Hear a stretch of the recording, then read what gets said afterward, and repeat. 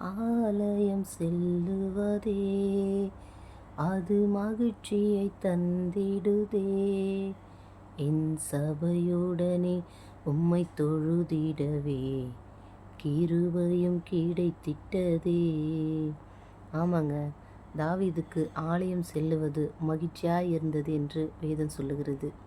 இன்றைய காலகட்டத்தில் நம்முடைய மகிழ்ச்சி எதுவாக இருக்கிறது?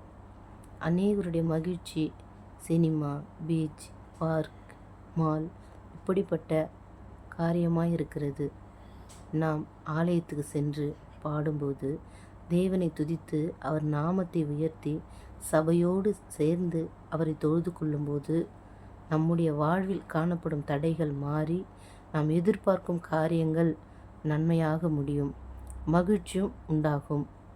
கர்த்தருடைய ஆலயத்துக்கு போவோம் வாருங்கள் என்று எனக்கு அவர்கள் சொன்னபோது மகிழ்ச்சியாக இருந்தேன்.